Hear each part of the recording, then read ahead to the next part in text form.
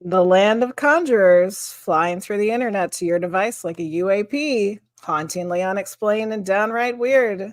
This is the witching hours, and we are ready to take off in the flash of an eye. Good evening to one and all, wherever and whenever you are listening to this program. I am not China the Frost. I am Medium Jenny Lee, and joining me tonight is not myself, but it's the Priestess of Wonderland. Welcome, Alyson. Hello. How are you? I'm good. How are you? I am doing okay, I think. Hey, we're doing all right. We're excited for our show tonight. Yes. We're sad that Frosty's eye is looking a little rough and he can't join us, but he is backstage. He's running the show back there for us. And Alyson was nice enough and kind enough to come and step in once again. This happened last summer around the same time, I think. Oh, yeah. To come in and co-host. So, are you ready for the weird news? I'm always ready for weird news.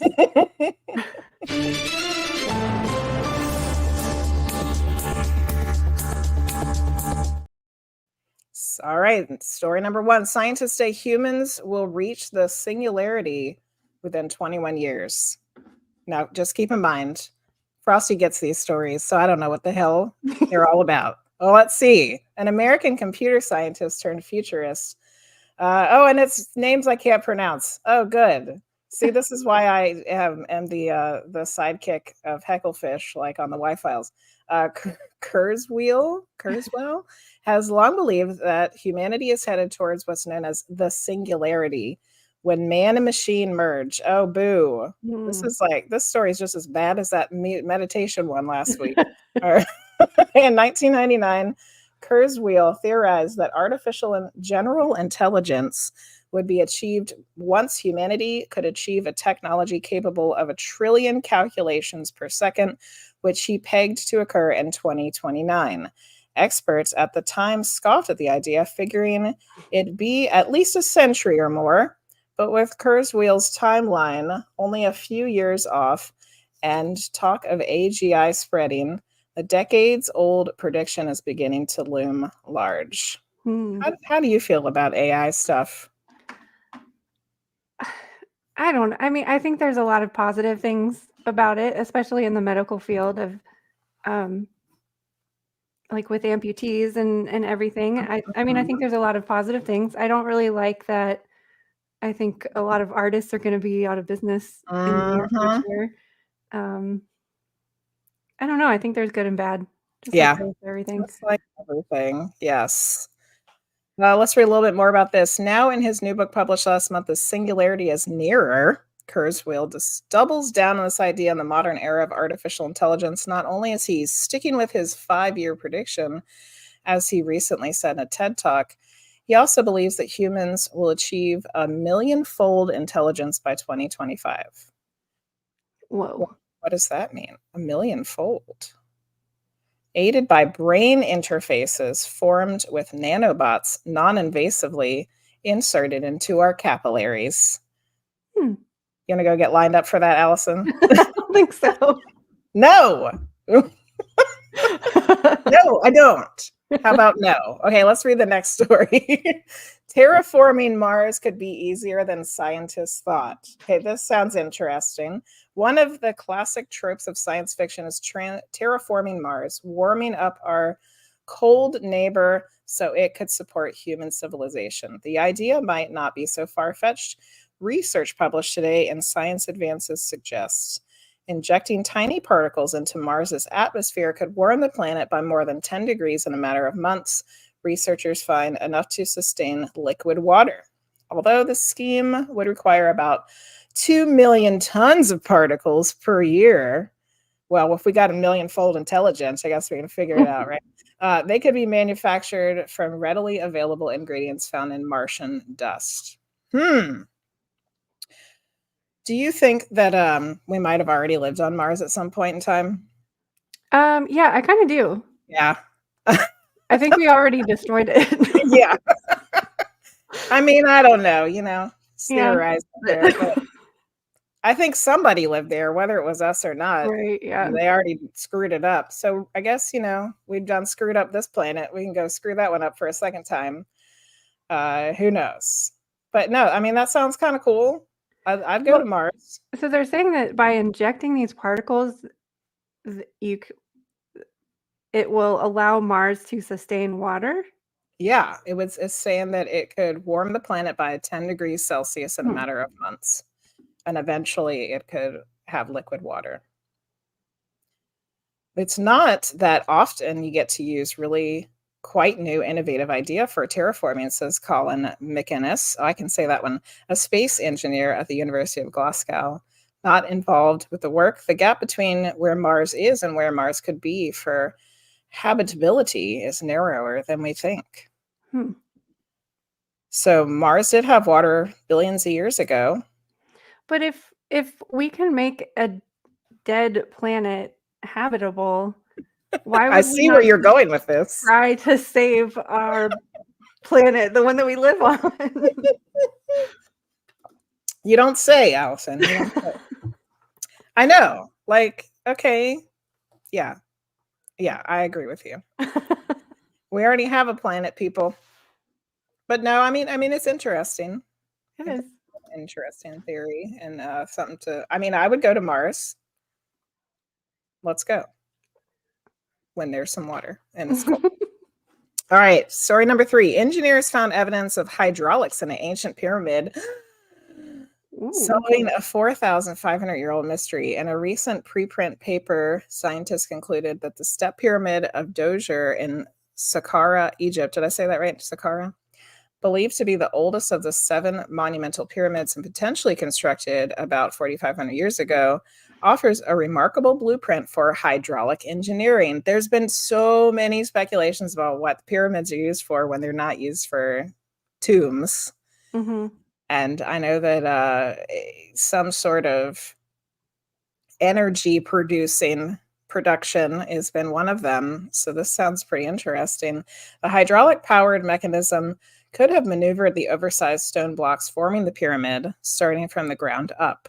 The research team says the step pyramid's internal architecture is consistent with a hydraulic elevation mechanism, something that's never been reported before at that place or in that time.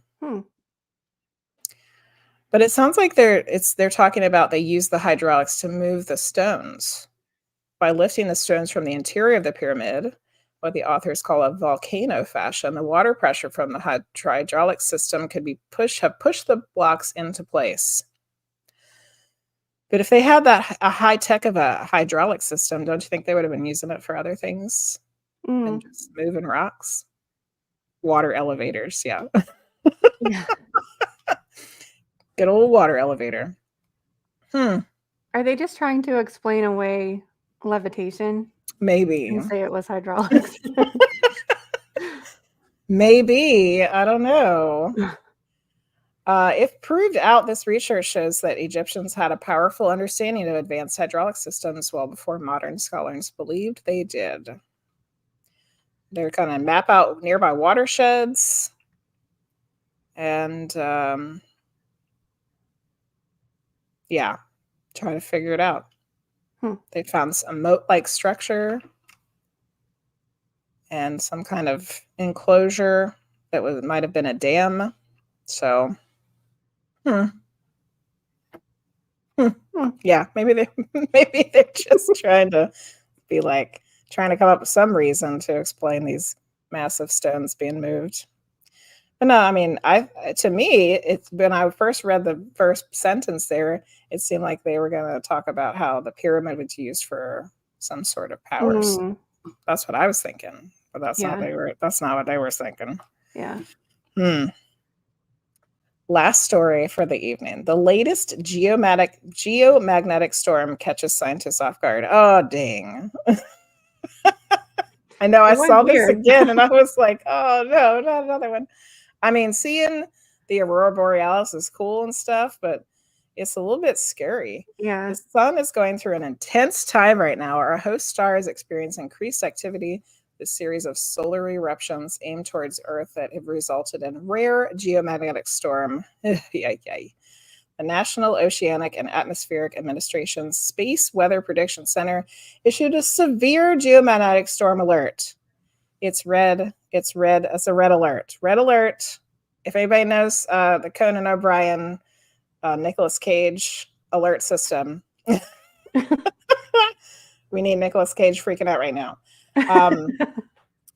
On Monday, following a series of coronal mass ejections, thanks Frosty for making me say that out loud, that emerged last week, the storm received level G4, meaning it's severe. The geomagnetic storm triggered bright, colorful auroras last night in different parts of the world, with a chance for more of the celestial lights to be taken over the skies later tonight. Wait, so that's yesterday? That was on Monday, yeah. So, yeah, yesterday. I said that with a real Midwestern accent yesterday. So, yeah, today, Alyson, it's going to be another craziness. Oh, my goodness. The space weather forecasters at the NOAA have been monitoring at least 5 CMEs that erupted from the sun since last week, in anticipation that some may be headed towards Earth. Okay, because I was going to say, like, we won't feel it for a while. So it's something that happened yesterday. Yes. When can we expect that next storm? I don't think the little article says. Oh no, but the CMEs were last week, so we're going to be experiencing them this week. Is what it sounds like. Yeah. Get ready for a headache. Yeah, and we all had headaches from the frickin' Lionsgate last week. Well, that was the weird news, and weird it was. It was weird. Yeah, no thanks. No thank you to the nanobots, but I'll go visit Mars if you guys get it straight. I have a feeling that pyramid stuff's more than they think it is. And yeah. Great. CMEs.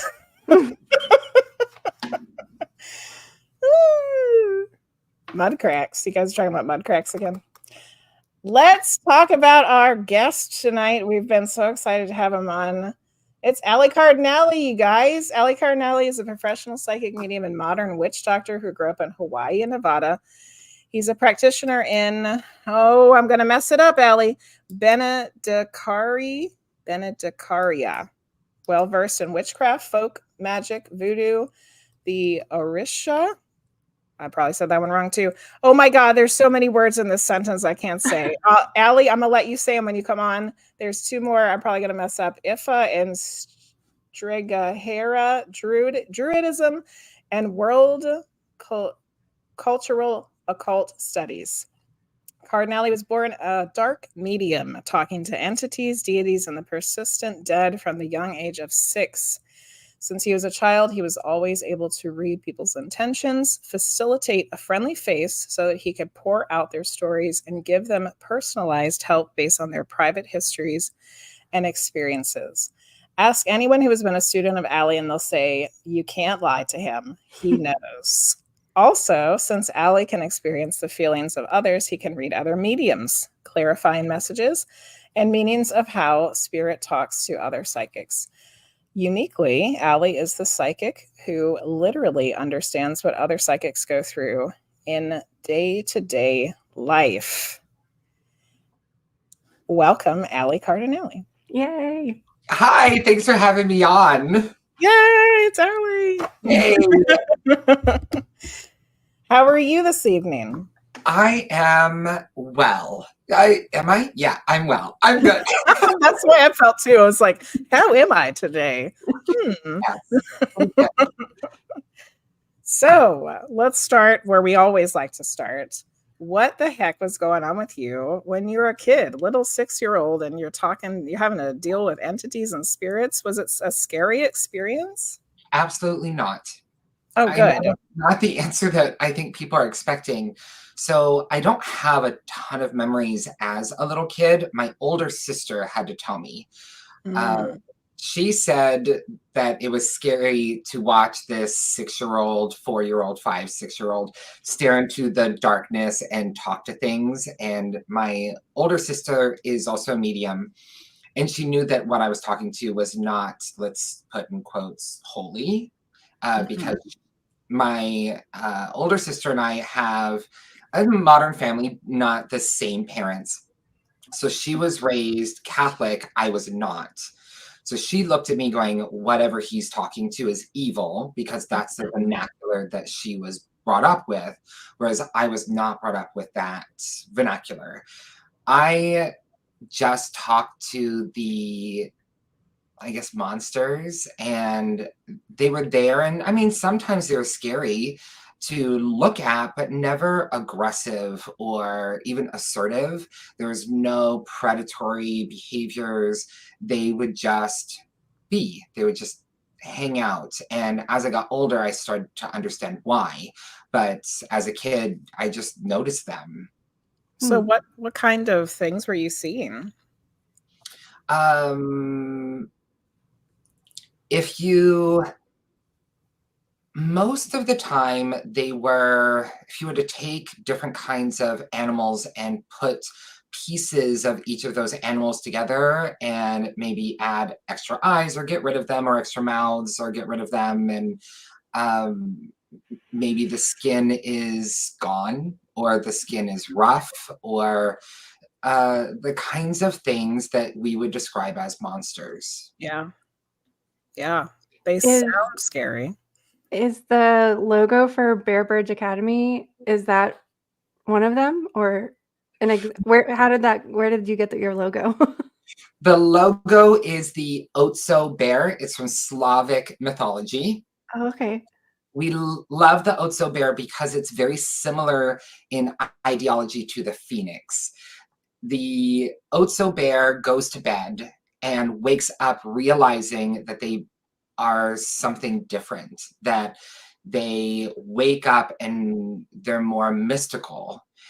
And so they will always belong part of the bear family, but they also are something more than. And at my school, all of the students are still part of their everyday community, but one day they woke up and decided, I'm something more than. I love that. Oh, jinx. And for anyone who hasn't seen it, how would you describe the animals that it is conglomerated? It has horns, and I like that this artist that created our logo used a moose. It's a bear body, but it also has more of a dog snout. It has hooves, and and the bottom part of its body is actually more snake-like. And we decided on that because of we teach different cultures from around the world. So I was like, let's use hooved creatures from Central Africa, and let's use American creatures. Let's use Japanese creatures. Let's try and push this together, but still have the Otso bear from the Slavic countries. And our artist created this kind of scary, but incredible logo. And so that is our Otso bear. Cool. I'm going to see if I can share it. Let's see. Screen. Yes. There it is. Look at him. He is fierce. Fierce and beautiful. I love it. Nice. Okay. So since we're talking about it, what is Bear Bridge Academy, and how did it come about? Bear Bridge Academy is an online learning institution so that students from around the world can take live classes. We do have self-paced as well, but they can take live classes from the comfort and privacy of their own home. We are then accessible to people from all over. We're now an international school, so we have students from Italy, we have students predominantly in the United States, and we have in Canada, in Panama. We have had students of where I'm from in Hawaii and as far as Australia. So Nice. just this incredible accessibility. Bear Bridge teaches witchcraft, psychic development, mediumship, indigenous religion, alternative religions. We also teach mysticism, different kinds of healing, the occult, parapsychology, and shamanic practices. It's a lot of stuff, you guys. If you haven't checked it out, you should go over there. And I was noticing that there are a lot of one-off classes or even reoccurring classes that are also free as well. We do. We have an incredible outreach program because it's not just a school to make money. Our purpose is to help people find their journey that is right for them. And that may mean that some people are financially strapped. And so we have an incredible outreach program, which has a ton of free classes every month, varying in, again, those different topics. I love it. One of my favorite parts of the outreach program is that I read different cultures, folklore, or mythologies from around the world every month. It's my favorite. I love being able to share different mythologies, and it also brings me to my roots. The foundation of being a witch doctor is storytelling. Yeah, that's true. And this might be hard to pick, but what's one of your favorite cultures or stories? Oh, sorry. And I instantly have hives. Favorite cultures or stories?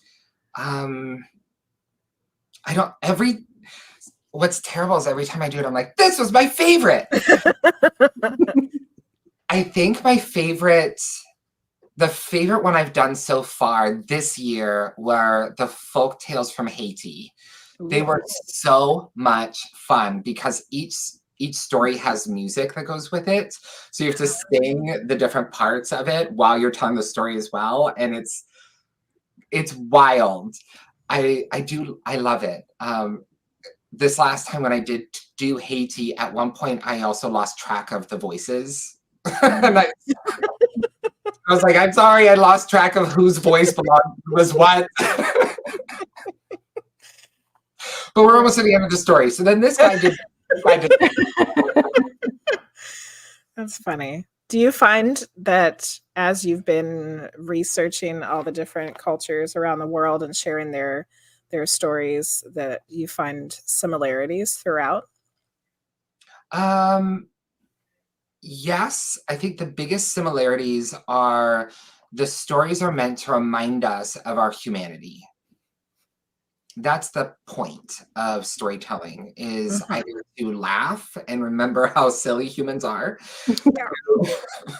to be fearful and remember how dangerous humans are, to cry and sympathize, to remember how everyone can be afraid in the middle of the night and everybody can feel loneliness, and to also listen to love stories and remember that every human wants to be loved.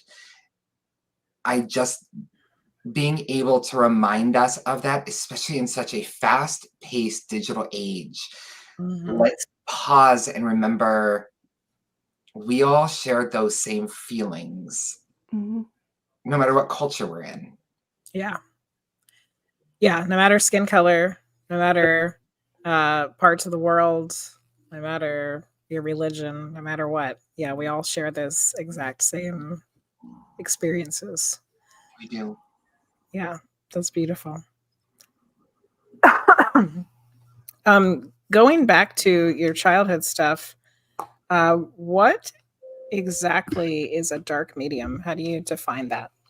A dark medium is a medium that is based in shamanic ideologies, a specific kind that interacts with entities. Some more modern cultures would say elementals. If we're in Japan, you'd say kami, but they're spirits that are probably not human. And some dark mediums can interact with angels. I'm not one of them. Some can interact with infernals, which is like that polar opposite side. And then there's people like me that can interact with everything in between. So most famous mediums are death mediums that can interact with the human dead. I am not a death medium. I can, but it's very difficult for me and it wears me out because it's not my biological strength. I have to use tools to help me. Where I am naturally a medium is those things that go bump in the night I interact with. And which is why I'm an effective exorcist, because I can interact with them directly and not guess. That's fascinating. My journey of this was learning how to be an evidential medium, the death medium, and then realizing that there was a lot of other things that wanted to talk to me that weren't just people's grandmas. So I'm excited to talk to you about that, and to hear that it's because for a while it felt like I was doing something wrong, that I wasn't, that I was going against this grain of being an evidential medium, and I really struggled with it. So to just know that it's absolutely normal and fine for someone who can interact with the unseen to be interacting with things that aren't the typical things is really helpful to hear too. One, my mission is to educate, and my mission is to help mediums and psychics, and especially those, but of course witches as well, to recognize that they are not crazy, and that we can create a kind of evidence and repeated outcomes for those kinds of psychics. For me, it feels like a lot of times the evidence when it comes through that's not, evidential for a loved one, it's that personal connection with whatever is coming through for the person from whatever happens to be communicating, that they understand what the entity or the being or whatever it is talking about. Is that kind of similar to what you experienced too? Yes. Some of the entities or cryptids or creatures, spirits, pick a word, sprites, the ones I interact with are more, I would say 50% of the time are more animal-like and not cognitive, and not able to have conversations. And so I treat them as if I were a zoologist trying to figure out why do they function the way they function? What do they want? How do they survive? And interact that way. What is its nature? And not to ascribe the human spotlight syndrome of it's out to get me. Maybe it's not about you, Kathy. It's maybe it's you, Kathy. Again. Like maybe it's not about you. It's just it's stuck here and it needs to leave. And then some of them are more cognitive and interactive, and then some are highly cognitive and incredibly manipulative or incredibly wise. And to navigate that scope of, am I treating an entity based on how it behaves? Am I interacting with something that has information that is valuable to someone in front of me? Is there something that is manipulative and a trickster and it's just there to cause problems, as if it's a spiritual Facebook? Spiritual, just there to cause problems, spiritual Facebook. Can we add TikTok to that list too? Spiritual TikTok. So, okay. Exorcisms. We are all familiar with what Hollywood puts out as being an exorcism, where it's someone asserting their will using religion or whatever to try to push out an entity. But it sounds like, just from what you were describing, and that is not really how you are going about an exorcism. No, how I go about exorcisms and how I train students at Bear Bridge and how the indigenous forms of exorcisms were done is to look at a spiritual ecosystem It's not as polarizing as deciding something is good versus evil, but what is the entity's motivation, if there is one? What is its function? What is it like? How did it get there? Is it the human's fault? What is the best route for peace with the entity, with the human, and where can we find the best balance? So the intake process is much more in depth because we are coming from a spiritually unbiased state of what is best for the entity as well, not just the human. What's best for the spiritual ecosystem, and how can we supply peace?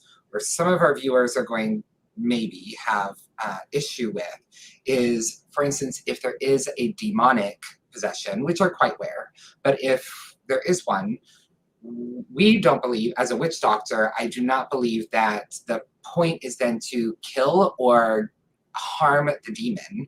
It's to make sure that it still has what it needs in its purpose. So that may mean for my client, I can remove it, but I'm going to help the demon go somewhere else where it can thrive. Nobody wants to hear that I'm going to sick a lion on someone else, but it's not my job to decide what is good and what is evil. I'm not a god. My job is to have balance, and balance means not to sit on one team or the other. Witch doctors are referees, not team players. Yeah, which is a very, very different way than most people think about things. Yes, which also means it's more peaceful, because as I go in, the entity knows I'm not there to hurt it. Yeah. Unless it attacks first, then we're on a different issue. Then you want to look out. Aly's coming for you. So it sounds like every situation might have a completely different way that you go about it and a different outcome. Yes. In fact, this morning I had an emergency exorcism for a client. He was seeing a newer practitioner, and the practitioner had called in, I'm going to go like this with quotes, divine intervention for the client, and inadvertently got him possessed. Yikes. Because not knowing what the practitioner was doing, he opened a cut in the veil to somewhere, and my client had an entity inside him. Now, when I got there and was looking through, the entity inside didn't even want to be there. It was stuck as well and wanted out. So there's smacking and there's hitting, and he's hearing vibrations and there's pounding inside his body. And he, of course, from his point of view, the client thought it's trying to hurt me, and actually what it's trying to do is get out. Yeah. So removing the entity and getting it back out into nature, a nature entity stuck in a human body, would you want to be there? No. No. Most of us don't want to be here to begin with. I don't want to be in my human body either. Could you imagine waking up one day and you are trapped inside some random person in the Midwest? Yeah. And you're like, how did I get here? Help, I want out. Yeah. And that is what happened for this situation. So it was really peaceful extraction to go in, remove the spirit, put the spirit back, and then start working on healing and patching up the client. But it happened because there are lots of people who read one book, decide that they're a master, and do things that they don't know, they don't have any training and no wherewithal to do, and prey on vulnerable people. Yeah. Yikes. So shame on all of you. Don't read one book and decide you're a master. Go take Y'all better read. You better read at least 2 books. Please do. At least 2. Take a class or something. Well, that's what I find so refreshing about all of the classes that you offer, is that they're not just like 101 classes. They're more in depth, and it seems like you actually give more of like a protocol to like what to do in a situation. Because even with like a Reiki class, you're taught the hand positions and you're taught a little bit about chakras, but it's like when you're actually one-on-one with a client and you encounter some sort of energy, there's no protocol for like what to do about that Reiki wise. It's just like clear the chakras or put your hands here. And it's your classes feel like practical, not in a basic way, in a I can use this way. Thank you. That's what we aim for. That's what we pride ourselves for. Our classes are interactive. It's not just a lecture you have on YouTube. Our teachers are live. And in class, we do practical work. We do hands-on work where the teacher may have several cameras and they want to see what you're doing. You're working together and get live feedback. Mm-hmm. And we also have, outside of class, a lot of the classes are partnering up where you're going to work with someone outside of class to practice what you've learned and to see its efficacy. And if the efficacy isn't there, then again, you have the teachers to help out and work through things. It's with that the provocative questions come up, like, what do I do if I have a client and there's a foreign energy here? What do I do? And the teachers can jump in and say, this is what you do. Mm-hmm. Every class is interactive. Of course, some are heavy lecture. For instance, when I teach Italian witchcraft, the first day is very heavy on lecture because there are 5 different Italian witchcraft formulas. So I need to go through all of them. And I'm like, there is a lot of interaction. Sit back, relax, take some notes. Here's some handouts. We're going to talk about all of this and how they're similar, how they're different, and what it means for you and how you can use it. Mm-hmm. Yeah.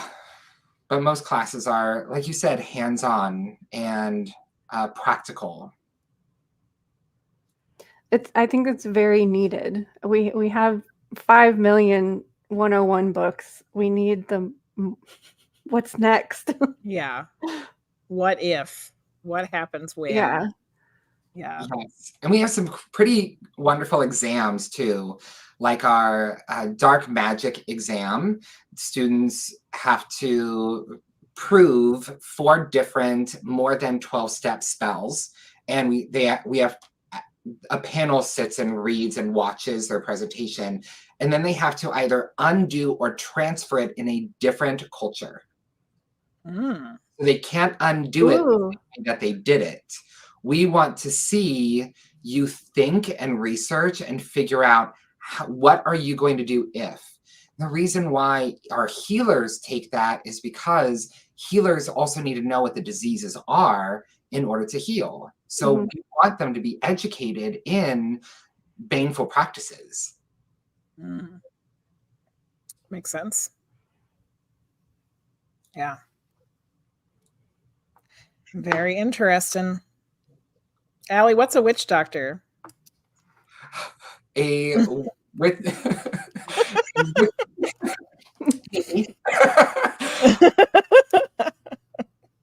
witch doctor is a modern term that I like to take back. It was a derogatory term, but let's reclaim it. They were faith healers and mystics, but they had specific skills. And throughout the world, regardless of country and regardless of continent, there were similarities in what witch doctors do. So we generally have to be able to do 9 different things. One is we need to be an exorcist of some kind. It doesn't mean that they would do an exorcism, but maybe they are a spirit leader. They can help cross spirits over. That counts. They do have to be a healer of some kind, a psychic of some kind. They do need to be a teacher or a mentor. They have to be a traveler. In indigenous religions, we do out-of-body work. You have to be able to shamanically journey. You have to be a storyteller because we connect people through stories of some kind, whether it's music or dance or tales. Priest is important, that you speak to the highest power of that faith or that location. You are a counselor and a healer through word conversation, and then the last is, of course, the sorcery or the craft. So we have to do 9 different things in order to claim the title witch doctor. That's a lot of stuff, man. It's a lot of stuff. Wow. Here's a good question. What's the difference between a shaman and a witch doctor, or are they different words for the same thing? Great question. A witch doctor is shamanic. They are not the same thing, but a witch doctor does many different shamanic things, and a witch doctor can call themselves a shaman, but because they do so many other things, they wouldn't necessarily claim that title. Because a shaman has a certain feeling around that word, and a witch doctor does other things that are not necessarily considered ethical. Remember that a witch doctor doesn't play good or bad. We sit in the middle. And with that, shamans generally sit on for the client or for the earth and they sit on a ethical doctrine of some kind. Yeah. Which was something that that Frosty wanted us to get to, which I think we've been kind of talking about, how the black magic or the left-handed path, how that gets mixed into all of this. And from what it sounds like, the witch doctor is not picking a side. So, but how do you in your practice over the years, how have you handled people thinking that you are doing some terrible, horrible, satanic things when people, if people come after you about such things? I sit in my house and I have a glass of wine and I feel a little sorry for myself. And my feelings are hurt. Yeah. But I also do baneful work. A witch doctor, I will do what I'm hired to do. And if you sit in that area, I sleep fine at the end of the night because I'm not picking sides. Sometimes, especially at first, when I first took over the family practice, some of the things were uncomfortable to get comfortable with. But if you start picking apart, then your ethical code can be questioned.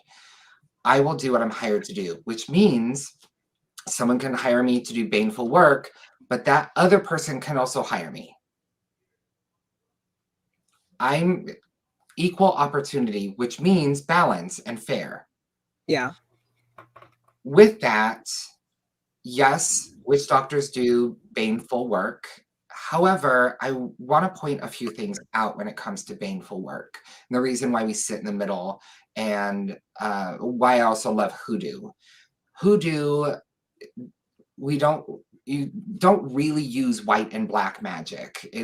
Everything is called gris, because the spell itself has power like a knife, but a knife can cut butter or the knife can cut a person. It's what you decide to do with it that makes it baneful or left-handed. Even a death curse could help someone who is suffering, who wants to move on to the spirit world. You can help them by means where our culture and medicine won't allow. Yeah. Maybe someone hires me because their ex-spouse is hunting them and the justice system isn't protecting them. If someone turns to me for that kind of work, they're desperate. You have to remember, turning to a witch doctor, there's that cognitive dissonance of, am I really going to do this? Yeah. I don't have clients who I'm their first call. I'm their last call. Yeah, true. At that point, they need the help. Even if in someone else's ethics, it's evil. There you go, Frosty. Did you have any follow-up questions to your question there? Yeah. And I like that you bring up the idea of in our current culture and our current ethics, because every culture is different. Even currently, if around the world, people look at things in a completely different way. And then through history, we look at things in a completely different way. So something that we think might be bad or evil now, 500 years ago would have been no big deal, or on the other side of the world somewhere, it's like a normal thing. So yeah, absolutely. Here we go. Have you found a correlation with the rule of 3? I have not found a correlation with the rule of 3 at all. I also don't believe in karma. Ugh, unpopular opinion. Unpopular opinion. It is unpopular opinion. I have not found either of those things to be true. I do find the power of 3 in nature and in culture, but when it comes to the craft, no, not at all. Just remember that the craft is energy. If I decide to hug someone, that has energy in that.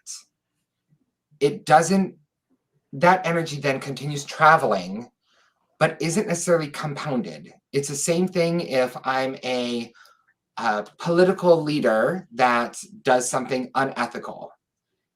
Is there a karmic reproduction or not reproduction, a karmic repercussion? Yeah, that's going to stop that person. I mean, we haven't seen that. Yeah. So I don't believe in karma. It's not part of my culture, and it's not part of what I have seen and tasted. And same thing with, I will put out there, and what I put out there is what happens, not anything compounded. That's it. Mm-hmm. That makes sense. Yeah. Which, I get kind of caught up in all of that too, because if we think about everything in the universe and beyond being part of this one source of energy, then how can any of it be good or bad? It's just part of what exists. Yes. Yes. Yeah. And, and we're just really we're looking at it through the lens of who and what we are currently, I find that humans like to use spiritual bypassing or spiritual rules to try to control each other that are not actually based on any kind of spiritual evidence. Like, if you hurt me, if I hurt you, what will come back to me will be worse 3 times. Well, that hasn't happened to all the people we look at history who've done terrible things. They didn't get it back 3 times. Caligula was just fine. It didn't come back to him. Yeah. That is a mode to control people who have an ounce of insecurity. And how many of us have that? Most of us have that insecurity. So to threaten and say, you're not allowed to defend yourself with the craft, because if you do, things are going to come haunt you. And that insecurity makes people not defend themselves and keeps them oppressed. I say, you know what? Come take class. I'm going to teach you how to curse somebody, and you get that woman who cuts you off in traffic, and maybe she'll learn to drive better. I love you, Aly. Okay, I was thinking of something there. Oh man, I think I lost it though. Shoot. What was I gonna say? I don't know. I lost it. It'll come back at some point. I was just thinking about cursing the lady and cutting you off in traffic. You all want to do it, right? Yeah. Oh, I know what it was. Okay, so But have you found, though, that the people who do get those thoughts in their mind can also hinder their own self? So it's not like necessarily that that they might be putting restrictions on someone else, but they end up putting restrictions on themselves, and they get themselves into some kind of situation because they don't realize that, that it's not what it seems to be. Yes. There is a brilliant author that I can't remember her name. It's not the lady who cut you off in traffic. It's not the lady that cut me off in traffic. And it's not Kathy. It's not Kathy. It's oh my gosh, what is her name? Oh, dadgummit. So there's this great author. She's a hoodoo author, and she talks about, and it starts with a D. She talks about a kind of hex that you can put on yourself. And she calls it a Memorex or Memorex, where, does anyone know what her name is? Anyone? I think it's Dorothy. We'll let you know if it pops up in the chat. Oh, Dorothy. Dorothy Hoodoo Lady. Author. Utterly Wicked by Dorothy Morrison. Woo! Oh, it was Dorothy.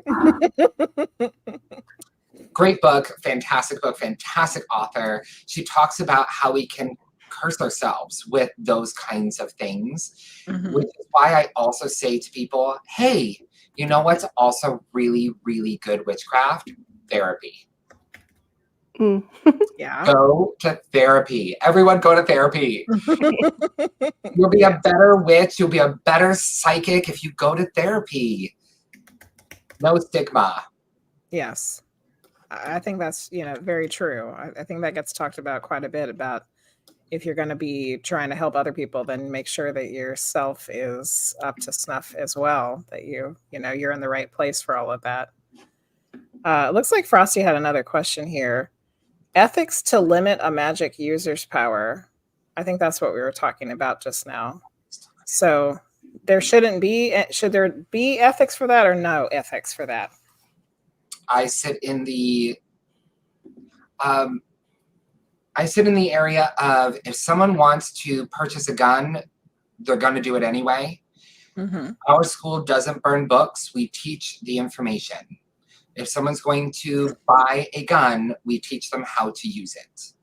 In that, they learn about what those weapons do and are more responsible and actually don't end up using it willy-nilly. So when it comes to ethics, I have to rely on every student has their own, and also they're at a school for witchcraft. So if they want to attack the teachers do know how to, since we teach the information, fight back. Yeah. But with that, I don't believe there should be a ethical law or rule on using the craft, because what we do, we contribute to cultural erasure. And I think continuing culture is more important than the fear-based management in culture that we sit in. Yeah. Yeah, that's what I was thinking. With the law of three, you're keeping yourself in that fear mindset and attracting that to you. Yes. And you had asked earlier about how I sit with being stigmatized with the craft. I was during the pandemic, I was part of a gay men's group where we could sit and get to know each other and kind of build community.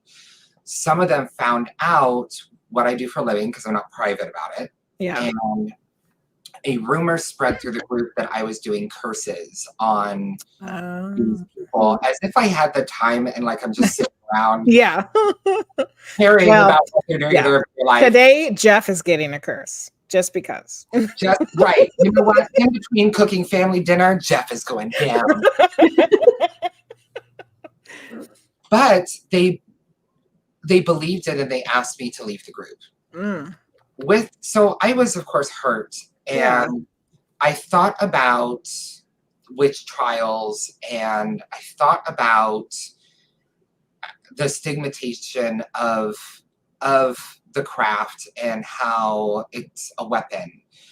And when I started dating, and that's a whole new thing, is dating and telling people, what do you do for a living? I'm an accountant. I'm a witch doctor.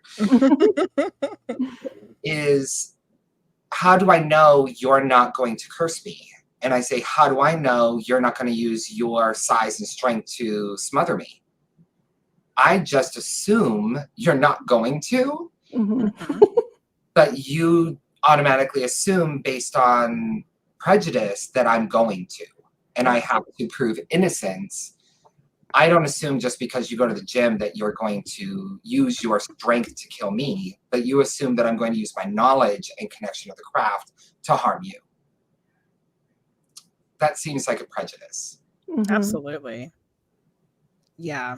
I that's it. That's still something I feel like we're any of us that dive into any of these alternative lifestyle type of things are still having to deal with.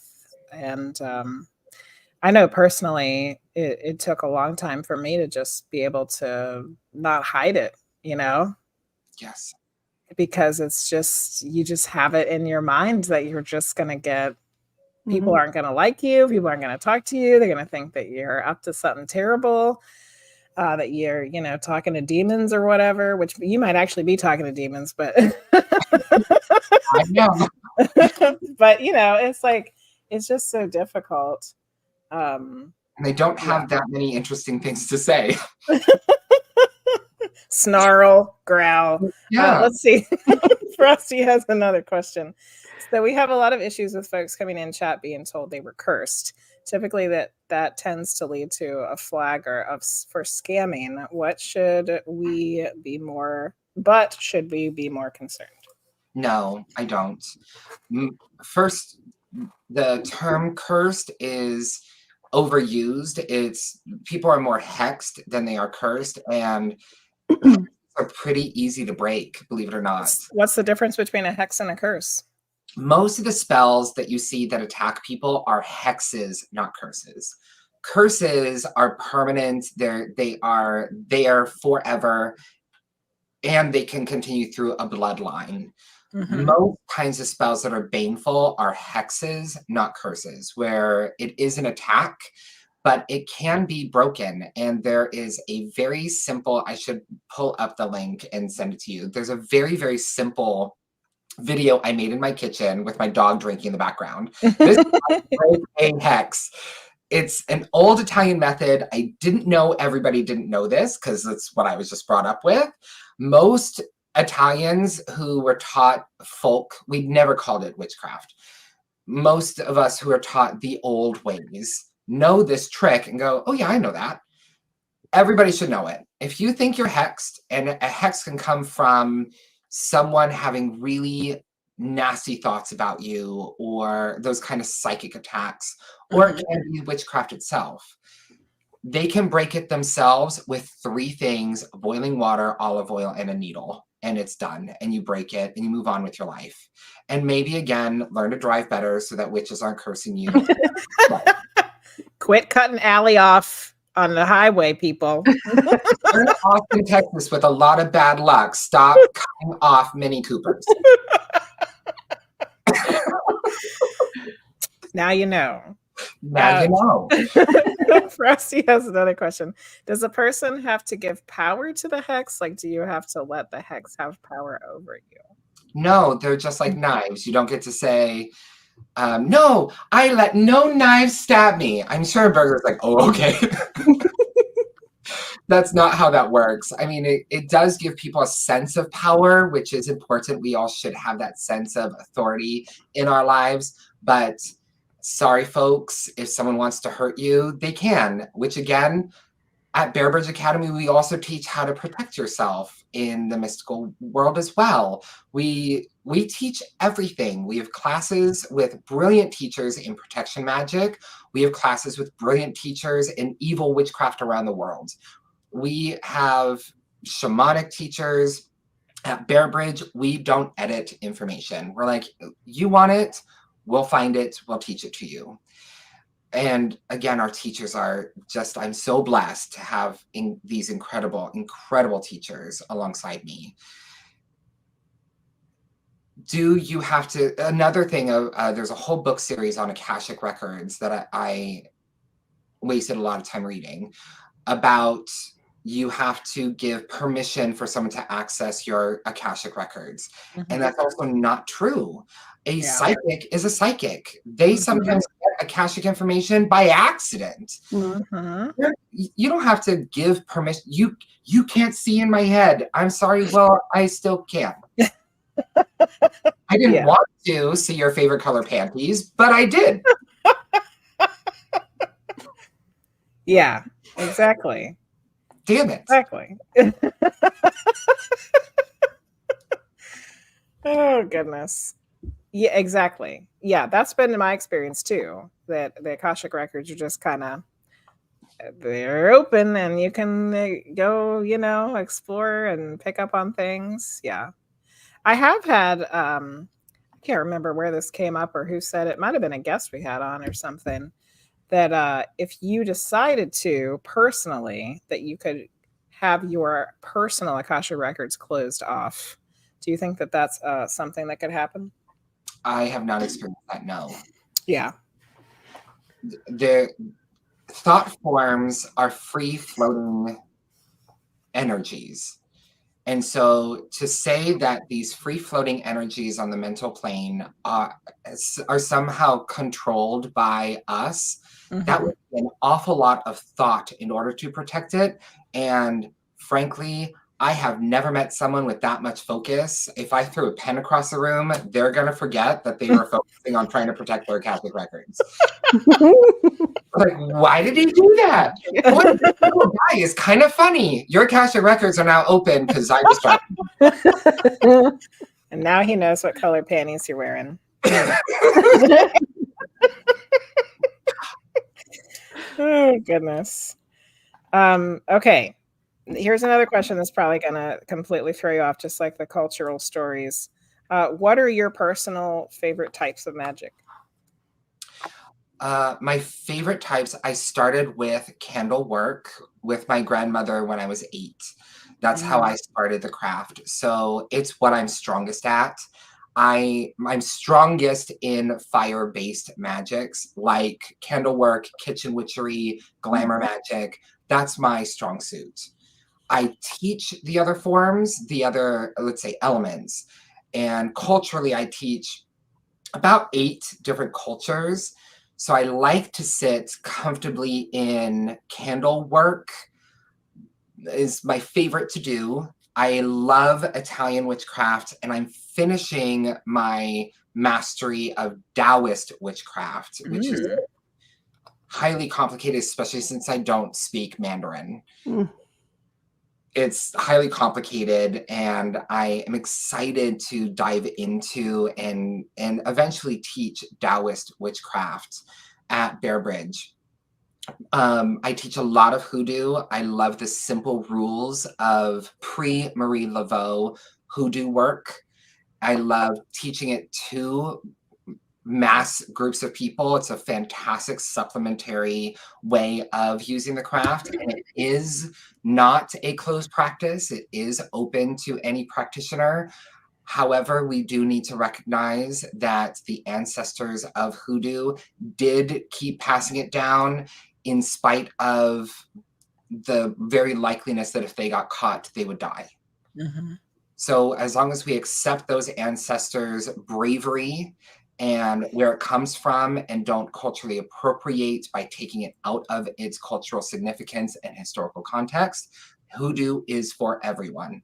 Super, again, unpopular opinion, and I get hated on YouTube a lot for that. So you were saying pre-Marie Laveau. So who was she and why before her work? Marie Laveau is the most famous voodoo priestess in history. When she became, all powerful, when she became the spotlight for how voodoo and conjure and root work were done, she changed the rules. And it was brilliant how she changed the rules. Marie Laveau rules of conjure and spell crafting is very different than enslaved people's time. Pre-Marie Laveau, the rules were very simple and the ingredients were much less because people had less, you had to hide it. It was simplified, and I love those rules. Marie Laveau's rules are very complicated, but also really effective spells. In Marie Laveau's rules, you could have one potion or oil that has usually an odd number of ingredients. Then this one counts as one ingredient, even though it's made up of many. Mm-hmm. You can do that multiple times, as long as you stay an odd number, no more than 13. So you're creating this multi-layered cake of spell work of all these energies by layering them in. Now, I am pre-Marie Laveau. I'm not voodoo. I was not ordained into the voodoo practice, although I teach some of its history. I am a hoodoo practitioner. And at the school, we teach root work, we teach hoodoo because we're not a voodoo church. Mm-hmm. Hoodoo, we teach mostly pre-Marie Laveau, although we teach, here's the rules for Marie Laveau work. Mm-hmm. So that students can also recognize when they read a spell, oh, this is Marie Laveau, this is pre. Mm-hmm. Pre-Marie Laveau work, the rules are very simple. There are 3 rules based on the kind of outcome you want, how many ingredients you use. So is the term voodoo, does that come around with her? It is before her. It actually comes from African diasporic religion Vodun.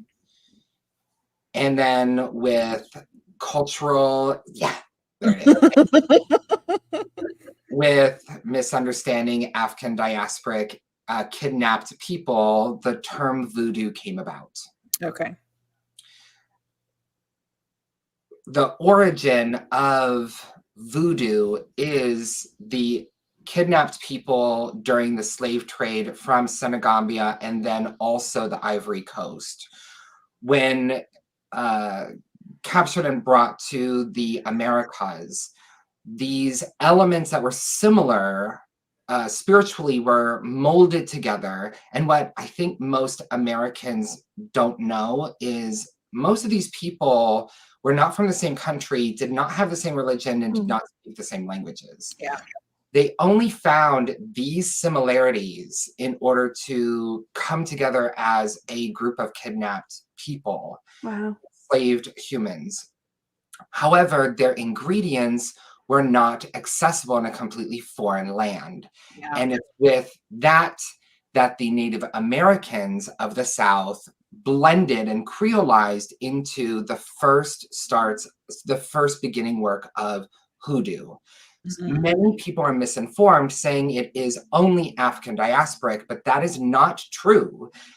The African diasporic people did not have access to their spiritual ingredients. They had to substitute based on what the Native Americans, who were also enslaved, could blend in and figure out these new ingredients. Then we also add the Spanish, we add the French, we add Germanic, and we add Asian, mostly Chinese, but Asian influence of plantation workers and not enslaved people, but still pretty low down in the hierarchy at the time. Yeah. And all of these things blended together into what we have now as hoodoo. It's not just African diasporic, even though those are the roots. Mm-hmm. Makes a lot of sense. Just like everything else, You know, America is the melting pot of everything. So it makes sense that the witchcraft gets all smushed together too. Yeah. Yeah. That's pretty cool. So we're a little past the top of the hour. Let's kind of reset here. We have Aly Cardinalli and special co-host, Priestess of Wonderland, tonight, taking over for Gina the Frost. We're talking all things witchcraft, witchy, and more witch stuff, which is great because this is the witching hours. If you have questions, don't forget to put them in the chat. Aly is a wealth of information. So if you got a question about probably just about anything witchy, he's your guy. So get those questions coming out. Frosty said, what do you say? Realizing there were still socioeconomic connections even during slavery. Yeah. Yes. Cool. I wanted to, you kind of mentioned it a few little times in this different topics. But you've mentioned that your family, this is a family tradition for you. Could you tell us a little bit more about that? Okie dokie. So my grandmother on my father's side was a practicing witch doctor. Like I said, we weren't allowed to use the term witch or magic. Those were not terms that we would ever use. It was just the old ways. For those of you who know some Italian witchcraft, we called it la vecchia religione. Just it's the old religion. That's all. And that seemed to be much more acceptable. We're like, oh, what are they doing? Oh, they just practice the old ways. Oh, okay. Yeah. Right? That's much more acceptable. Like, it's just it's from old country. Oh, okay, that's fine. Y'all still making pasta after that? We're good. Yeah. We're still going to feed you. Come on over. We're still going to feed you.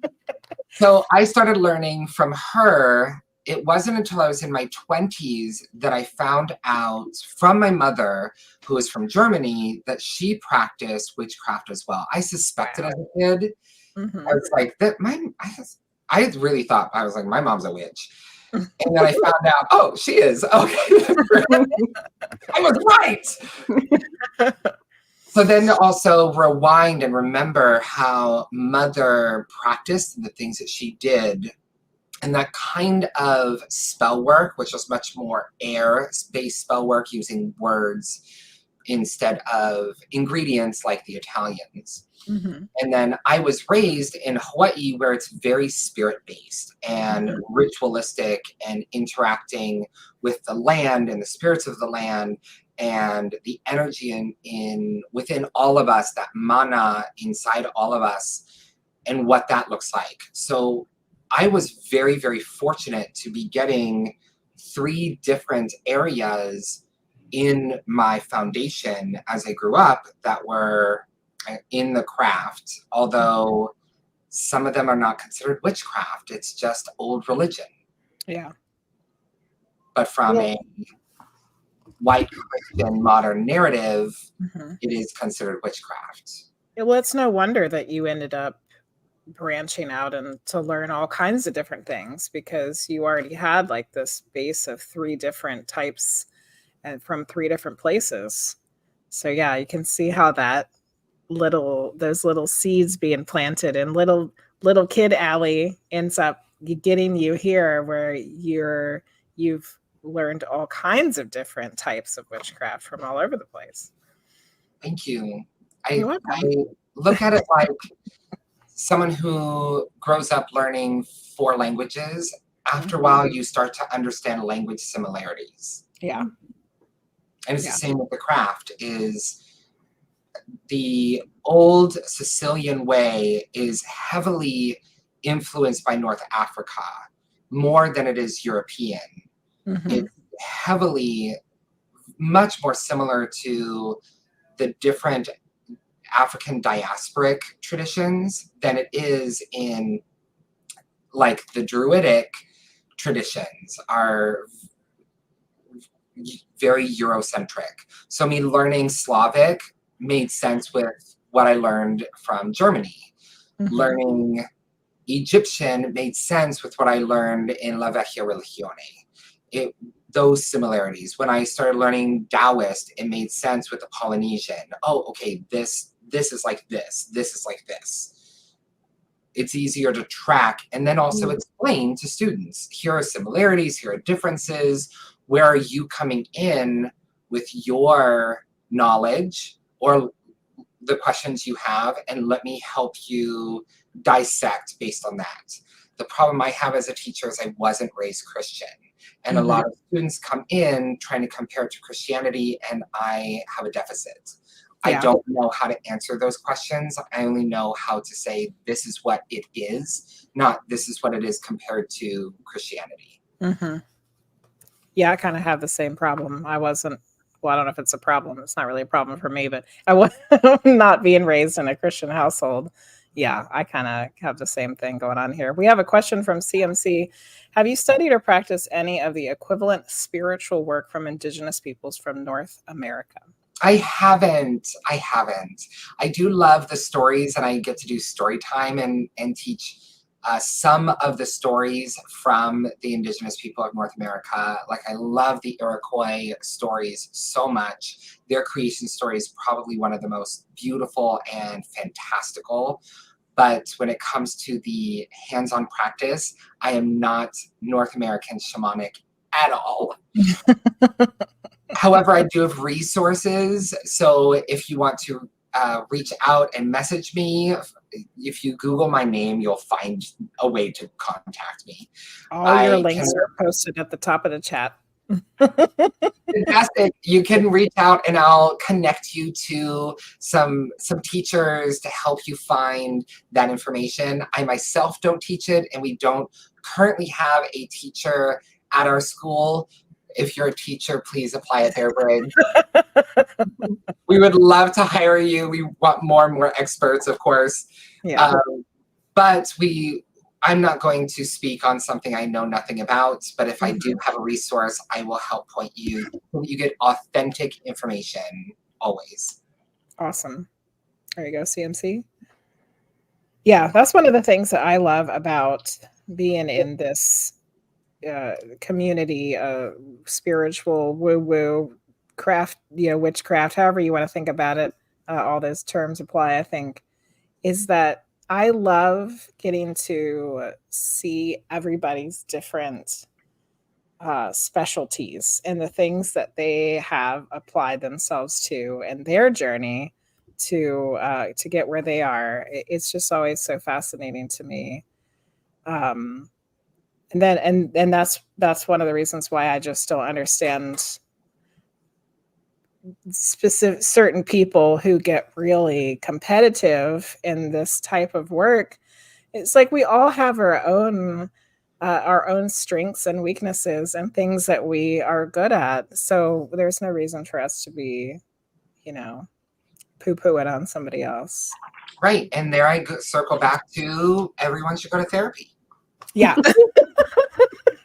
Kathy. Go to therapy. Yeah. Like Alyson's a herbologist, and she knows a lot about stones, and she follows the moon, and like those are all different things that I do, and might be different things that you do, and like it's just we can all learn from each other. So and I love that. I would say so, Alyson. I am, if I were to put a hashtag, I would say moon stupid. I know nothing about how the moon interacts with me spiritually, with my system, with absolutely nothing. In the Italian ways, you're either a Benedictine or Maledante, and because of the kind of entities I work with, I'm a sun child. I work through the shadows. I need the sun to have the shadows to interact with the dark entities.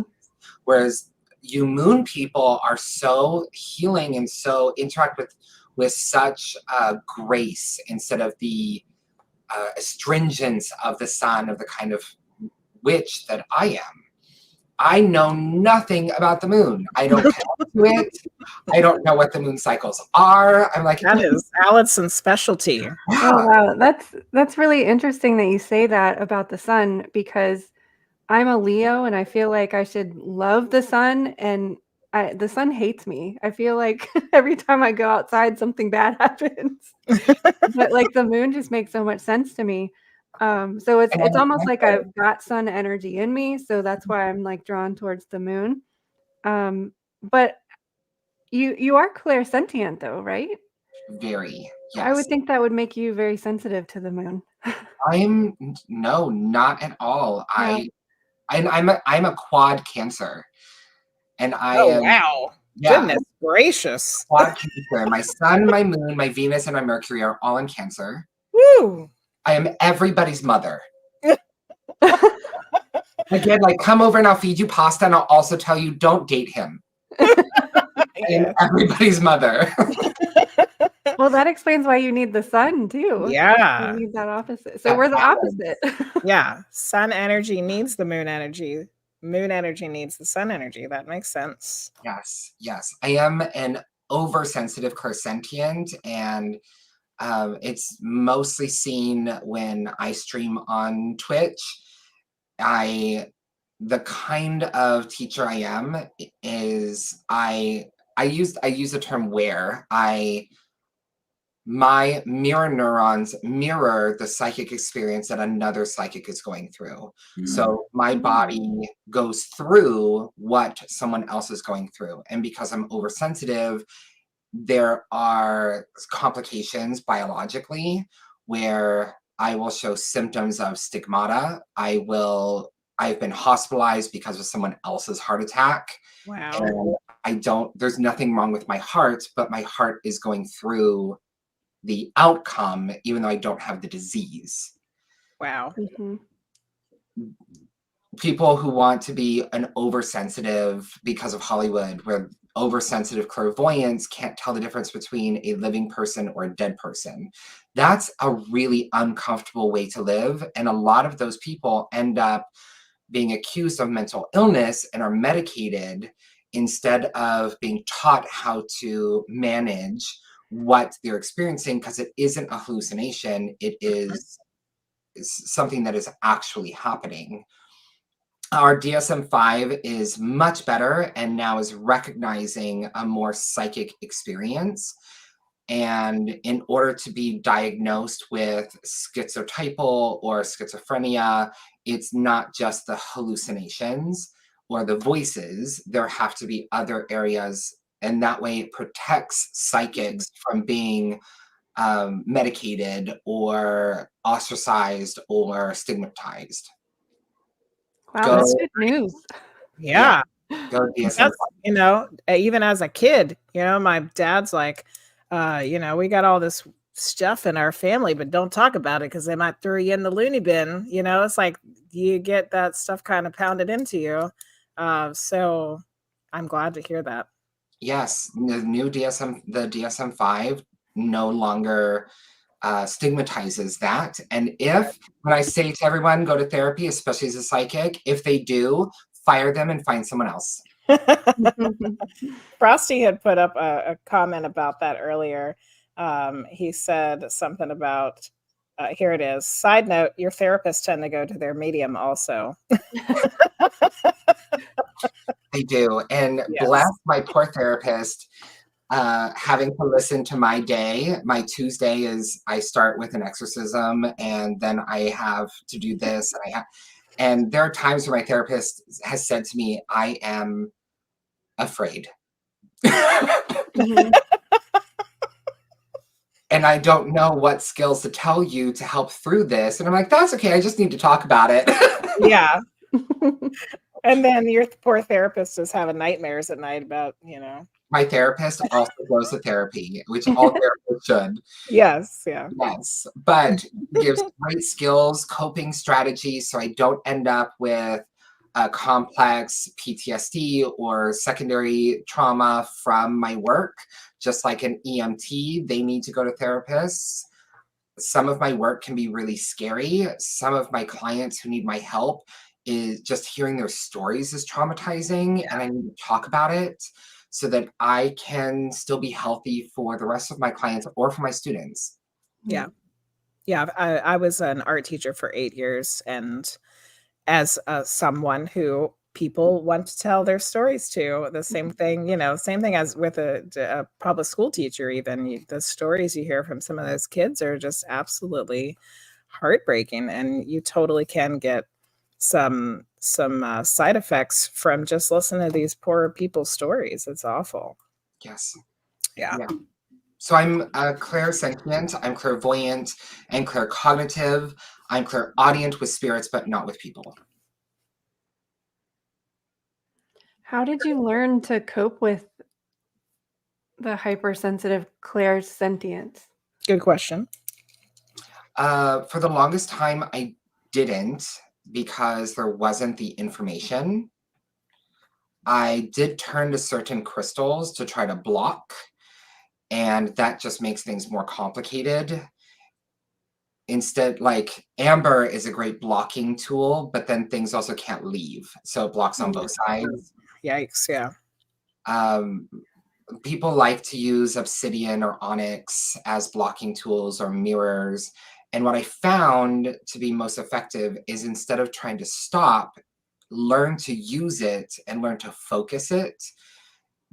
Just like if you have sensitive eyes, you don't walk around with your eyes closed. You learn to put yourself in situations where you can benefit with having sensitive eyes, like a tetrachromat, or you learn certain tools like sunglasses to help you cope. As a clairsentient, I don't put myself in situations where, like Costco, I just don't go to Costco. Maybe that's why I can't go to Costco. Yeah. I do not go to Costco. There's a story with me and my oldest daughter where I was at Walmart the day before Christmas, and there was so many thoughts, and I was so bombarded that I was not having my own, and I was shopping other people's grocery lists. Oh my goodness. And left, and she came and found me, and she was like, why do you have ice cream and cat litter? Did you guys even have a cat? We don't have a cat. And I don't like ice cream. And she's like, what? She's like, we're leaving. We're leaving. This is ridiculous. We're done. We're done. Yeah. So there are certain situations I do not put myself in. There are certain situations I know what to do to cope. I recommend shungite for highly sensitive psychics. Instead of trying to block, what shungite or copper does is the information comes in and it keeps moving. Mm-hmm. It's faster in and out. Get it out. And that way you can continue to function in a quicker way and process and it's gone, instead of process and it's stuck. Yeah. That's what I needed on my trip to Walmart yesterday. I need to make sure I had some copper on. Because that's what was happening to me. I'm like, yes. Yeah. Mm-hmm. Those blue light deals, just wear your copper. Yeah, and then Keisha was talking about we went to Buc-ee's once, and I don't think I'll ever go to Buc-ee's again. It was so full of people that you couldn't even walk. Oh. And it was overwhelming. My first Buc-ee's. Yeah, was it okay though? It was. So I just stayed on the outside. I was just like, I looked like I was trying to be like a spy. Like I'm just like, trying to stay on the outside with my cart, like looking around and like, don't bump into me. And wow, that's really, I didn't know you could buy letter openers in the shape of a cow. Don't like, Buc-ee's was an experience, and one that I had fun, but I definitely was trying to avoid being touched or bumped and being in the middle of thoughts where like the crossfire of information. Mm-hmm. Trying to stay on the outskirts. But like I said, I probably looked quite eccentric. Yeah. The one we went to was so full, there was no way that you couldn't have been bumped into or been in the middle of a huge clump of people with all of their stuff going on. Yeah, it was something. All right, I don't know what a Buc-ee's is. It is a massive, it's like a gas station, but it's it's like the Costco of gas stations. Oh. Yeah. Beaver themed. Beaver themed, yeah. It's a beaver themed gas station product amusement park. Yes. There's one right over the border in South Carolina. If you're ever going down that way, Oh, okay. you can either go in and be traumatized, or you can just drive past and be like, oh, there's a Buc-ee's. They have some really cool stuff. I ended up dropping quite a few dollars at. Did you get the cow-shaped letter opener? I did not, but I did get a few wine stoppers. Oh, cool. And I got a book. Again, like I walked out and went, why did I get this? Someone else really, God bless it. I walked out with this book on different recipes for mezcal and tequila. Yeah. And I don't make cocktails. I drink wine. Do you have to have a chaperone whenever you go shopping somewhere? I probably should. I probably should. Because I walk out and go, why did I buy that? Yeah. Your daughter needs to be with you all the time and be like, Dad, we don't need that. We don't need that book on tequila. You don't need that book on what are you going to do with that? My youngest daughter is quite funny, and it was, of course, one day I'm going to have she and I sit down and write a book from her perspective on what it's like to be raised by a psychic father. I would definitely read that. Because there are some really, really funny stories. And even now, our interactions, there's an aspect where she doesn't need to say certain things, or she forgets who she's talking to. Yeah, like, what was that quote in your bio? You can't lie. Can't lie to him. He knows. No. There's something she said last night where she was like, oh, yeah, I did this. I was like, no, you didn't. She was like, oh, no, I didn't. I did. I forgot that I was talking to you. I didn't do that. That's difficult being the child of a psychic person, for sure. Yeah. Well, one of my questions was, do you have plans to write a book? Yes, I am in the process of writing 10 different books. Oh my goodness. So the first 8 are on how to be a witch doctor, and they're separated into the different elements of being a witch doctor. Then I'm also writing a book on what it is like to date as a psychic. And those complications of knowing things you probably shouldn't know in dating. And then some others that are under works. Cool. Yes. That's so exciting. The daughter of a psychic isn't really one of them, or maybe one day. Not yet. We're gonna let some more stories brew. She is working on her graduate program, so she's gonna focus on that. And when she finishes, I will have published several books by then, and we'll uncover and work through that piece. That sounds fascinating. I will be looking for it. Okay, so we talked a bunch about Bear Bridge, but you have something else going on too, which we were talking about how busy you are and how you must not sleep. The Otso Salon. Tell us about that. Thank you. The Otso Salon is my private practice. I have practitioners located around the U.S.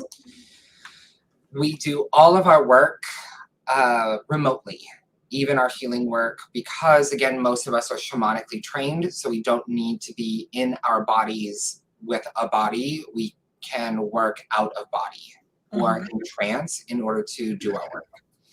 I have practitioners that are incredible mediums, incredible witches, incredible conjurers, healers, amazing psychics. We have spiritual counselors as well. So if people want non-traditional counseling, we also offer that at Ozo Salon. I started this practice and my school during the pandemic. I switched from my life in the performing arts. I was the dean of a performing arts school, and I moved into the old ways because the school wasn't going to make it through the pandemic, and I was being pushed really hard for 10 years to go down this road. My family supported me, and they knew we always had the secret practice where people could hire me secretly because that's how things were done. But this is the 21st century, and we have technology, and why not step out into the world and say, you don't need to go to a sketchy house at the bottom of a unlit road. You can Google us, and you still have your privacy. You still have your anonymity to hire qualified practitioners in a safe way that are going to follow up and work with you. And I get to employ really, really amazing people. That's awesome. I love hearing everybody's pandemic stories because more than not, people have that. And then the pandemic happened and I had to, or I decided to, or I was being pushed to. It's like everybody's got that story. So congrats to you for following through with it and not just putting it back on the shelf. Thank you. I was worried about my family and the stigma that they would have. Being, I mean, my daughter going to school and other students find out your dad does what? He's a what? Your woo-woo what? And what she has to deal with, or what my husband at the time would have to deal with professionally. And I had nothing but support from my family to switch careers. And that made me afraid to have that much faith in my success and being able to take care of myself and my family, switching into what my grandmother did. Yeah. How do you feel like your life has changed now that it's all out there and open instead of being secret? It's less hard. I'm on the river that is taking me the way I'm supposed to go instead of fighting to survive like I did in the performing arts for 25 years. Yeah. I did well in the performing arts and I got to teach and help a lot of people. And I still love the arts, but I just switched them. This was my career and this was what I did in my spare time. And now this is my career and this is what I do in my spare time. But you still use those skills in what you do now. I do. Yeah. Which is something that I also have experienced. All the skills that I have had as an artist, as a teacher, I still use them all. I'm just using them in a different way. Yeah. And they are interlaced. If we look back at like the griots, they were witch doctors, but their focus was on storytelling and that sense of humanity and priestliness or ministerial responsibilities. The old ways, performing arts were a tool to remind us how to connect. And that's really what the craft is. It's connection. Absolutely. Yeah. I'm just getting like all these images of different, sitting around the campfire with the people got their costumes on and they're dancing and singing and telling stories. But they are also doing all that spiritual work at the same time. It's all mixed together. Yes. Yeah. Yeah. Frosty was saying, I feel like many psychics and people do things in the paranormal have to live two lives. They do. And I would like to say, you don't have to anymore. You don't have to. Come on out, play in the sunlight or in the moon. Yeah. Just do it publicly. You'll be fine. And if, like RuPaul says, if they don't pay your bills, pay them no mind. True. Oh, I love that. So do you have any advice for people that are still on the fence They're not sure if they want to or not. What's your advice for them? Education can't hurt. Go take class, go learn from someone who is accredited, someone who can speak well and knows the cultural information. Like I said at the beginning, my client today was a victim of someone who did not go through proper training and proper information.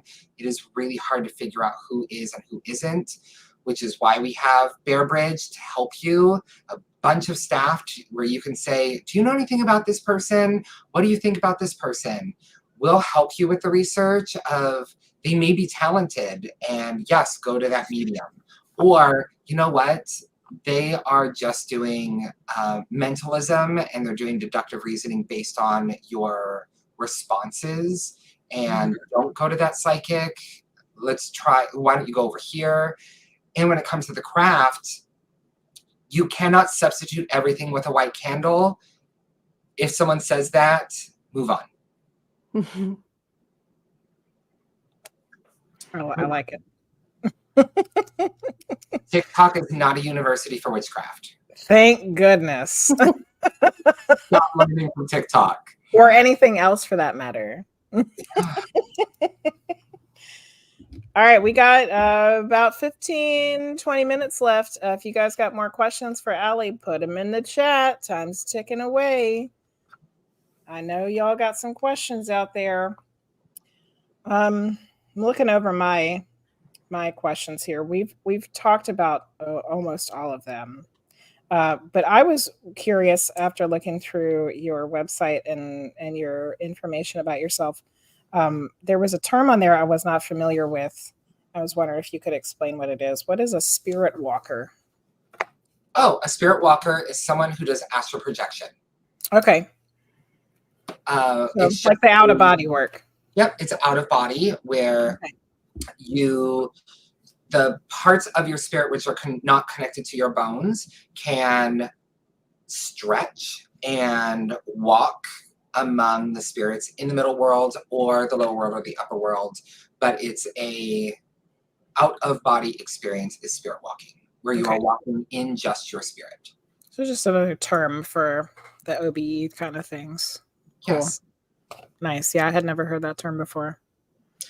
There's a brilliant author, Hank Wesselman. I say brilliant author, and I'm like, what's his name? You remembered it this time. I'm pretty sure his name is Hank West. Let me just Hank West. Yeah, I got it right. Hank Wesselman. And his book, Spirit Walker, is fantastic. He has a ton of brilliant, brilliant books. The Medicine Makers, another one. Journey to the Sacred Garden is probably one of my favorites. And he uses that term for the astral projection, but really rooted again in indigenous practices and shamanic practices. Cool. I wrote his name down. I'm gonna have to look that up. It looks like Keisha might have a question here. I grew up in a rather religious family, but they did use a Bible, a string, and a key to predict who a person would marry. Is that something you've heard people do? Yes. So the term is called bibliomancy, and the biblio doesn't actually mean Bible. It means book. But you can use bibliomancy. I'm terrible at it. I have some students that are incredible at bibliomancy. I am not good at it. But they can use a book to divine any kind of information.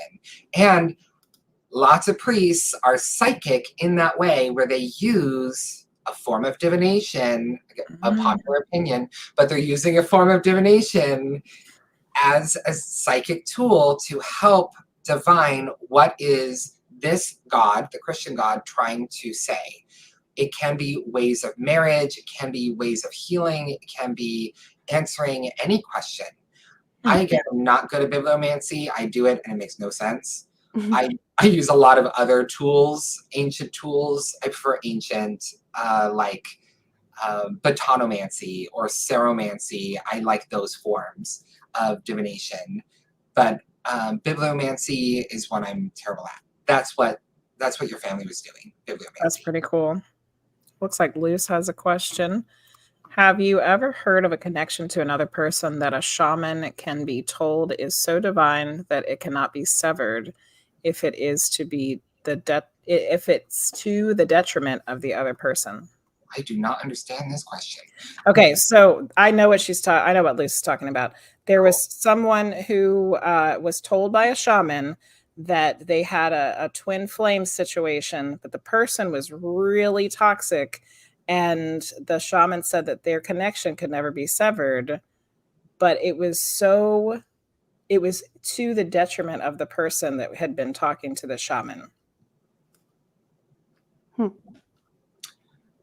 I have a hard time with the answer no. So someone telling me it can't be done, I'm like, but can't it? There's some pretty incredible curses. Like an example, there is a Russian curse, not a hex, a curse that can sever someone's connection to nature. Wow. If that's possible, and those energy cords can be cut, then I say so can the cords to this twin flame. Yeah. I say it's possible. You would have to take a spell like that and modify it, but it's still possible. Yeah. I like that answer. There you go, Luce. Frosty's got another question. As someone who has always enjoyed exorcism stories and movies, what are some similarities and differences from how Hollywood portrays exorcisms? How Hollywood portrays exorcisms are actually quite accurate for how the Catholic Church does them. The efficacy of a Catholic exorcism is only 20% and is quite violent and, in my opinion, barbaric. And that's a hill I'm willing to die on. Yeah. The old ways are healthier and safer and more effective. The efficacy rate is more than 90 percentile in doing it the ancient ways, because you're also not coming from a attack only point of view, and you have to figure out what it is in order to come up with what you're going to do. How exorcists behave, if we take the technique out of it, how exorcists behave are actually still the same. You're still going to step in with a lot of caution. You're going to be skeptical with the family, with the client, with the spirit at all times. You are going to rely on some divine intervention because you alone don't have all the answers. The Pope's exorcist is actually very incorrect as to how he, who it's based on, actually did his work. The books that he wrote, and I can't remember his name, are brilliant books on being a Catholic exorcist. The how-to. The movie created by Hollywood makes him look like a bumbling alcoholic, which is horrible. He was a very, very accomplished exorcist. And there were mistakes that he made in the movie that an exorcist, even a newer one, would not make. Like leaving his exorcism bag in the room with the client. They're not covering sharp objects, goading right at the beginning. There are vulnerabilities that he put himself in, that he put the family in. None of that would happen. It's just for Hollywood. Yeah. There you go, Frosty. Similarities and differences. Yeah, that makes sense. Frosty was saying Father Malachi Martin was one of the exorcists from the Vatican. Yes. And yeah. The one I'm thinking of. You've had to Google a lot of names tonight, Aly. I can't remember names either. I can't remember most things, actually. But I could also get up and look at my library and just pull it. Oh, here it is. The Exorcist, Pastor Swope. That's a good book. The Exorcist Field Guide. But again, it's Christian. Yeah. Gabriele Amorth. Father Gabriele Amorth. would never have made those mistakes. It's just, it made him look bad. And I'm like, this is awful. Looks like Frosty's got a follow-up question. He also talked about the perfectly possessed. Have you heard of that term, like complete possession, where you could no longer tell they were possessed? So that's where you need a psychic. A psychic will still sense the two energies. Even if they have completely blended, it's a different signature. You're like, it's not quite human, but it's not, what's wrong here?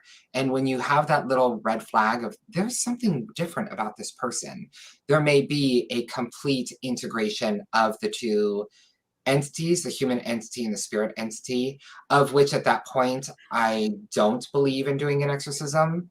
And I will tell you that there are times, situations where during an intake, my expertise is that an exorcism should not happen, and that it is actually safer and healthier for both parties to learn to live with each other. Is that because something, they're so intertwined that if you tried to get rid of one, you might end up getting rid of a mixture? Yes, that I'm like, the human's gonna die. Yeah. So this is the case. The human will die. And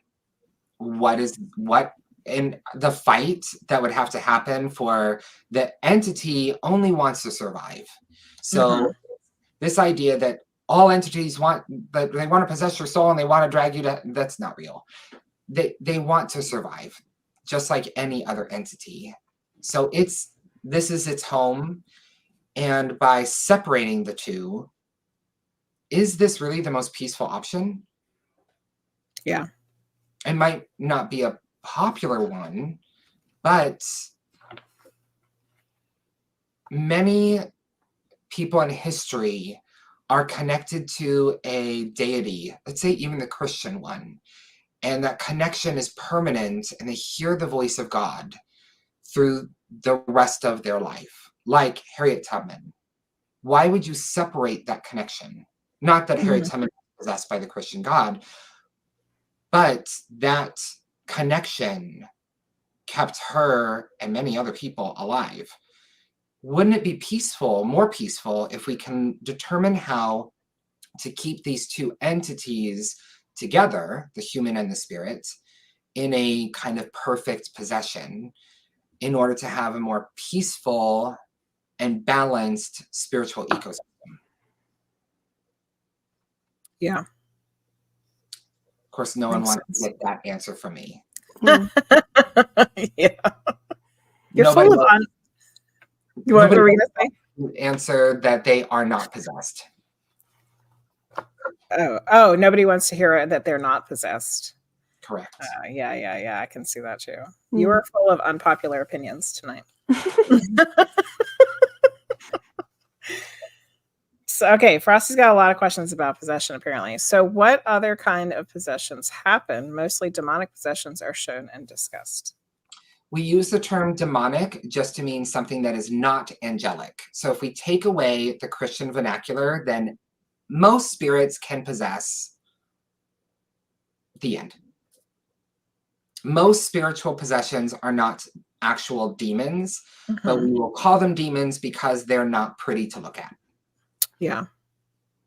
And just because something is ugly doesn't mean it's evil. Very true. Yeah. Possums aren't pretty, but they eat ticks. Possums are good things, and they're not pretty. No, they're poor little things. Gargoyles. So great. Gargoyles or gargoyle creatures look like demons. Yeah. They are protectors. They're incredibly helpful, useful creatures that, by the way, folks, you can conjure one, keep your home and family safe, and you are working with a demon. What? Now we're all going to want gargoyles. Looks like a demon. It harms other things. I guess that's a demon. Or is it a guardian angel that's just not pretty? Yeah. It's not really an angel. Gargoyles fit into that demon look, But it is a protecting spirit. That's its whole purpose, is to guard. Wow. So are these entities earth-based, or are they like interdimensional, or you can have a combination of both? Yes, combination of both. Some come from the upper world, some come from the lower world, and that's not heaven and hell for everybody to understand. Lower world is a spiritual community which would have both heaven-like places and hell-like places. It's where the human dead go. It's where most animal dead reside, and lower or less cognitive spirits reside. Our ancestors are there.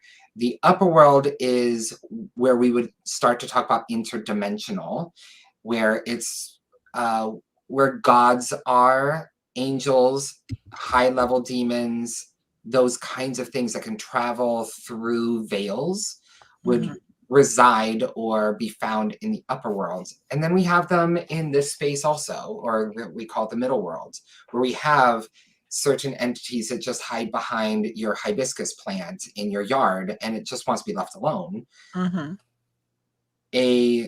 Where you find them, sometimes they're displaced and they don't know how they got there, and they just need someone like me to put it back.